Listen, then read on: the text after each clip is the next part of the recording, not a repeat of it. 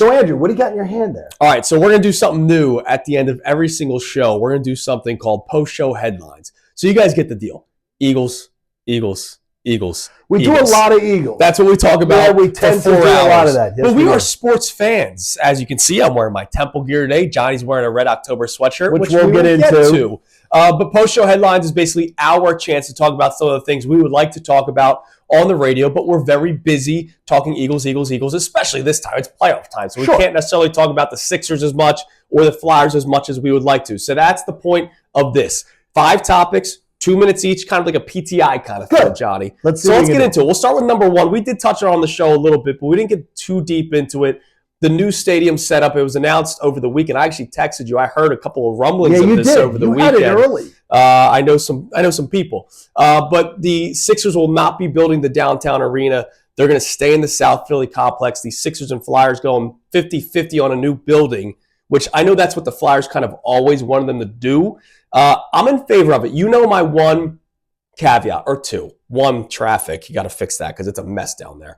But they got to have more down there for people to enjoy.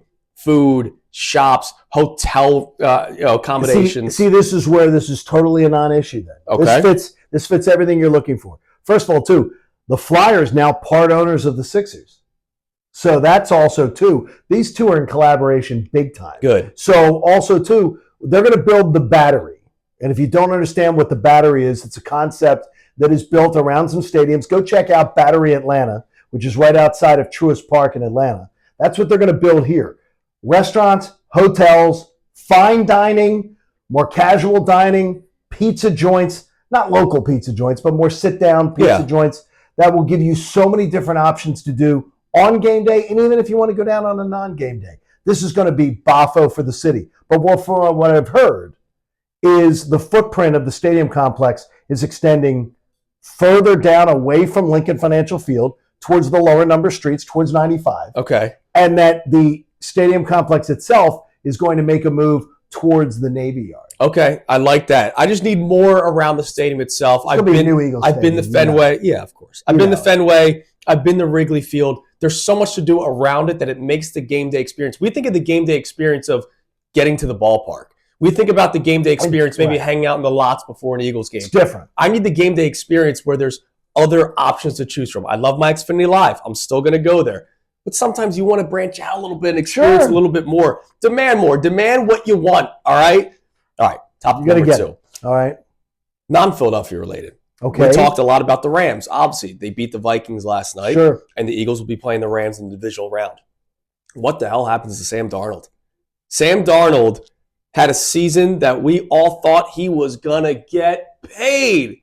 These last 2 games, he's lost millions, dude. He's still going to get paid because somebody's going to say, look, a competent coaching staff got a hold of him and could fix him. I see him as a bridge, though. I see him as a team that, I don't know what the money that some of the quarterbacks are getting out there. He's not getting Hurts money, Mahomes money, anything like that. But Baker Mayfield got a contract that was like 3 years, 120 or whatever it was. That's what I see Sam Darnold getting out of this. I'll ask you. You're the San Francisco 49ers. Are you paying Brock Purdy, who people are saying he could be that next $250 million quarterback like Jalen Hurts? Or do you try it with Sam Darnold? If you're Kyle Shanahan, you're arrogant and obnoxious. You know this pretty well. But I would, yes, he's quite a jerk. But I would say that I think San Francisco would be one of the teams that I could see biting on Sam Darnold on a 2-year deal where they give him like 2 years, $80 million. I could absolutely see that doing that and letting Brock Purdy walk. Because you know how I feel. I think there's a quarterback problem in the NFL. It's not just the talent. It's the lack of talent, but the amount of money they're also getting paid. Sure. Like Justin Herbert getting paid the amount of money he's getting paid. Trevor Lawrence, the amount of money he's getting paid. It's killing the caps of these teams. And you know how important it is to have a young quarterback. Sure. And you're under the cap. And you can acquire better talent to surround the quarterback or to build your defense better. If you're paying Brock Purdy, I get it. He's accomplished some things, all that money, and if it doesn't work out, you're screwed. No, you're screwed. All right. You don't want to do that. Next topic. Do you know that the Sixers are playing the team that knocked them out of the playoffs last year?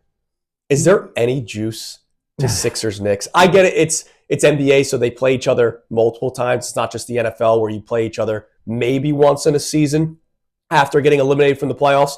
The Sixers got knocked out by the Knicks, John, and I don't even think there's much of a heartbeat there. The Sixers are one of those old plastic juicers. Back when you're too young for this, but they used to sell this thing at like not Cracker Barrel. That Cracker Barrel probably sold them. There's like a plastic thing that you put on your counter, and you take half an orange and you twist it. Nowadays, they got like fancy machines to do it. The Sixers are one of those old-fashioned things because getting the juice out of the fruit is really hard for them. Yeah, but because right now, sometimes the old-fashioned thing's nice, dude. There's no hype for this team, and they've done it to themselves. And they did it by ignoring things that they should have known. And I'm sorry, they things you should have known. And they're like, no, we're going to double down on believing that. Yes, people are like, can you believe that the big man's hurt again? Yes, I can believe it.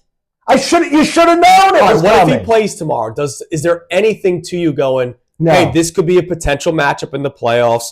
Let me watch it. Because it is a potential matchup. I'm going to watch it just because I'm a Sixers fan. And honestly, it's not begrudgingly a fan, but I will begrudgingly watch that. I'm just being honest with you. Because right now I'm so frustrated with what they've done. And Paul George looks like a 35-year-old. Who's on a 5-year contract. They're paying him as if he was 28 or 29-year-old Paul George. It frustrates me, but I hate people when they say hate watch. I don't like that hate watch stuff. No, you're going to watch but I'm going to watch it because team. it's your team, but I'm frustrated with the plan. All right. A team that has been winning at least their last 2 games. Flyers beat the Panthers last night, which is Big a good win for them. Win. They win 4-3. It's now 2 straight games that they've won. So that's a great win for them. Obviously, playoffs would still be something fun, but it's still a rebuild. Remember that, people. Sure. It is still a rebuild. They need to find a goaltender for the future, all that kind of stuff. But 2 games ago, we definitely didn't talk about this because it was coming off of the Eagles-Packers game. The Flyers beat the Ducks 6-0. They didn't just beat down the Ducks. They beat down Cutter. Gauthier. That building, and great job by Haley and Colin, who both work here at the station. Haley obviously runs our YouTube page on Kincade and Salciunas. Colin does a lot of stuff behind the scenes. Yes, absolutely.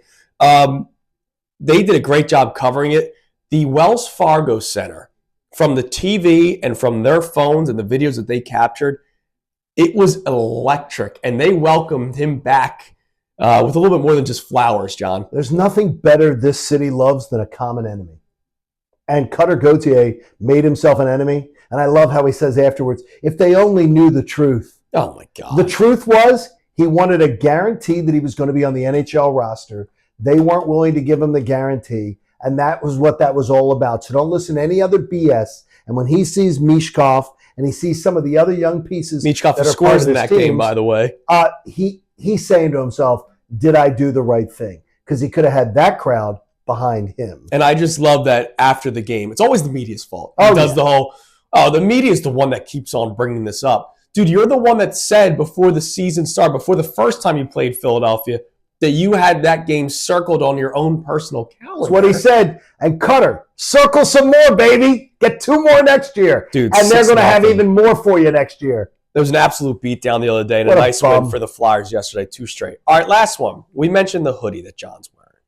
So Mike Missinelli. Thank you, John Brazier and the Phillies, for this back in October. Damn right, I have one too. And I will tell you right now, it is the most comfortable. Oh, it's unbelievable. Sweat. That is the, I'm pointing. I mean, feel this thing. This is, I have it. I know, it's real and it's yours beautiful. sort of tacky, even though my tempo I love. Well, this is my free gear because I was a staff member at Campus Rec. That is the most comfortable sweatshirt in the history of sweatshirts. It's unbelievable. However, it's from this past postseason. That lasted like 6 minutes. So Mike Missinelli believes that it is a violation to wear this sweatshirt. He said, take it out. He said, take it off. I agree with him that it should not be worn out.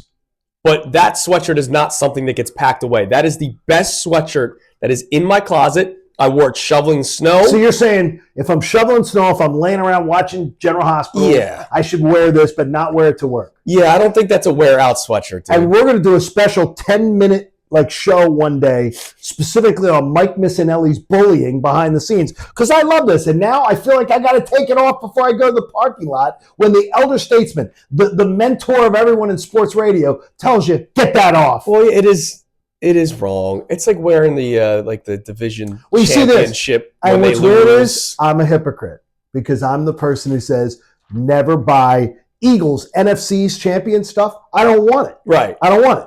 I'd rather just wear Eagles stuff. Now, if they win the NFC Championship, I'm fine with that after the Super Bowl's over. Yeah. Not before, because I'm always waiting. What's the high water mark? Because I'm cheap. And then I'll go to my rally house, and I will load up. At your house.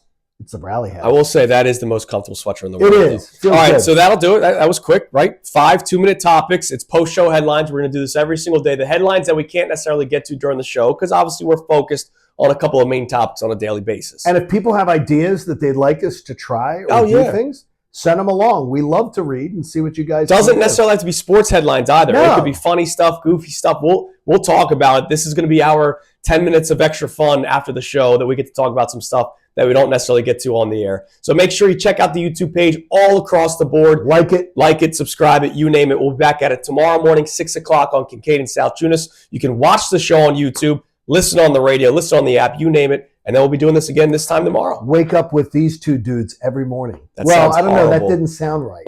All right, we'll talk to you tomorrow. Hey guys, Andrew Salciunas from Kincade and Salciunas. Thank you for checking out all of our stuff on YouTube. Make sure you click, like, subscribe on everything that you see. And of course, you can see everything from our YouTube feed. Full shows, interviews, when John's being an idiot, which is like 15 times a day. So make sure you check out all of our stuff on YouTube. We appreciate it.